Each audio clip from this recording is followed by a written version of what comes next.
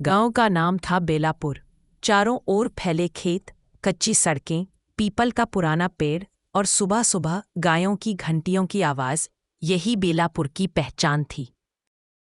इसी गांव में रहता था हरदेव, जो पेशे से किसान था।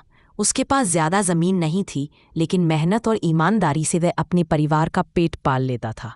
उसकी पत्नी कमला और 12 साल का बेटा मोहन उसकी दुनिया थे।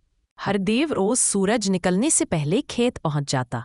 मोहन अक्सर उससे पूछता, बाबा, आप रोज इतना जल्दी क्यों उठ जाते हो? हरदेव मुस्कुराकर कहता, बेटा, जो मिट्टी से दोस्ती करता है वो कभी भूखा नहीं रहता।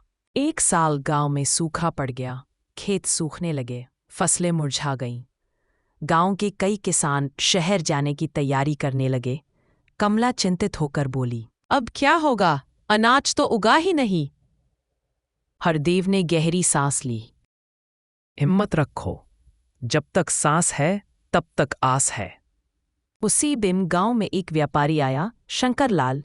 उसने किसानों से कहा, मैं बीज और खाद दूंगा, लेकिन फसल होने पर आधा मुनाफा मेरा होगा।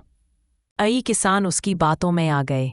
मोहन ने डरते डरते पूछा, बाबा, क्या हम भी ये बीज लेंगे? नहीं बेटा, लालच की खाद से फसल नहीं उगती। हरदेव ने अपने पुराने तरीकों पर भरोसा किया। तालाब का पानी खेत में लाया, गोबर की खाद डाली और धैर्य से इंतजार करने लगा। कुछ महीनों बाद बारिश हुई। हरदेव के खेत में हरियाली लौट आई, जबकि शंकरलाल के दिए बीजों से उगी फसल कमजोर निकली।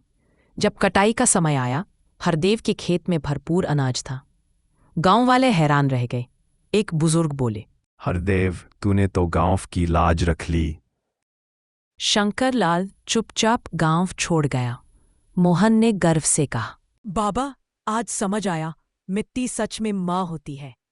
हरदेव ने बेटे के सिर पर हाथ रखा और ईमानदारी उसकी खुशबू। सीख, मेहनत, धैर्य और ईमानदारी से किया गया काम कभी खाली नहीं जाता।